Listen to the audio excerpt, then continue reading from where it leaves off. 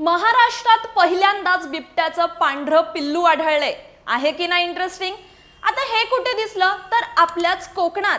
हो, हे खरंय। तर झालं असं, कोकणातील रत्नागिरी जिल्ह्यात काजू लागवडीसाठी झाड तोडण्याचं काम सुरू असताना तिथल्या मजुरांना दोन बिबट्याची बछडं दिसली। त्यातील एक सामान्य होता तर दुसरा तो पूर्णपणे पांढऱ्या रंगाचा होता। हा बछडा इतका लहान होता की त्याचे डोळेही अजून उघडले नव्हते। कामगारांनी हे बघून त्याचे फोटो काढायला सुरुवात केली, पण अचानक जवळच लपून बसलेली मादी बिबट उडी मारून आली।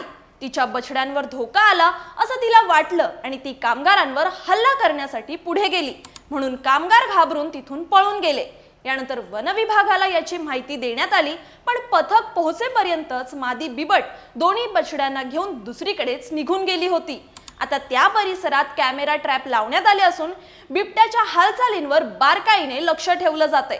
पण प्रश्न असा निर्माण होतो की हा पांढरा बिबट्याचा बछडा नेमका ल्युसिस्टिक आहे की अल्बिनो, म्हणजे शरीराचे रंग ठरवणारे मेलेनिन नामक रंगद्रव्य वाढल्याने ज्याप्रमाणे वन्य जीवन पूर्णतः काळे होतात म्हणजेच मेलेनिस्टिक होतात, त्याचप्रमाणे मेलेनिन कमी झाल्यामुळे ल्युकिझम म्हणजेच पांढरा रंगही येऊ शकतो।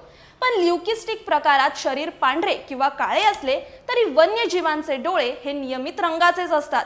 अल्बिनो प्रकारात मात्र प्राण्यांचे डोळे हे लालसर असतात। रत्नागिरीतील बिबट्याच्या बछड्याचे डोळे अद्याप उघडलेले नसून त्याच्या प्रकाराविषयी माहिती देऊ शकत नाही। तसेच याआधी अशा पांढऱ्या बिबट्यांची नोंद फक्त बिहार आणि मध्य प्रदेशातच झाली होती, पण महाराष्ट्रात मात्र हा पहिलाच असा दुर्मिळ बिबट्या आढळलाय। हा अद्भुत बिबट पाहून तुम्हाला काय वाटलं हे आम्हाला कमेंटमध्ये नक्की सांगा आणि हा व्हिडिओ निसर्गप्रेमी मित्रांबरोबर शेअर करायला विसरू नका। धन्यवाद।